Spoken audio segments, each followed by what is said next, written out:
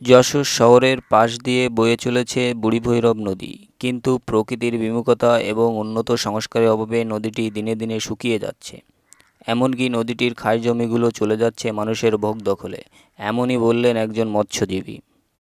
পূর্বপুরুষ ধরে আমার বাপ দাদারা বা একদম দেখে আসছে যে নদীর কূলে ঘাট আছে বা খাস জমি আছে, সেটা এখনই সরকার থেকে বন্দোবস্ত দিয়ে দিচ্ছে। হ্যাঁ, আমাদের একটা ফরকা কাগজ দেখাচ্ছে যে আমরা বন্দোবস্ত নিচ্ছি, এই জায়গা আমরা জোর দখলে আমরা নিয়ে নেব, ফরকা কাগজপত্র। নদীটিতে পানি না থাকায় মৎস্যজীবীরা পড়েছেন বিপাকে। তারা ধরতে পারছেন না পর্যাপ্ত পরিমাণ মাছ, যার দরুন তাদেরকে পোহাতে হচ্ছে অনেক দুর্ভোগ। তাছাড়াও বিভিন্ন ধরনের ময়লা আবর্জনা কচুরিপানা নদীটিকে রেখেছে বন্ধা করে, যার দরুন দিনের পর দিন নদীটি শুকিয়ে যাচ্ছে, এমনই বললেন যশোর কলেজের একজন ছাত্র।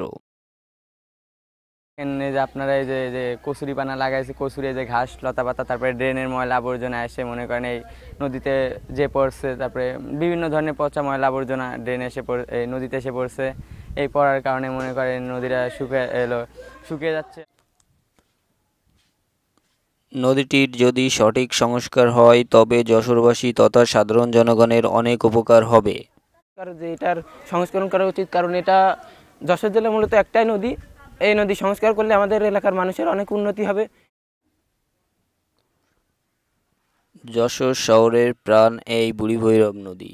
এই নদীটির সংস্কারের জন্য বাংলাদেশ সরকার তথা সকল উঁচু পর্যায়ের মানুষের এগিয়ে আসতে হবে। উন্নত সংস্কারের ফলে নদীটি তার নবজীবন ফিরে পাবে, এমনই প্রত্যাশা যশোরবাসীর।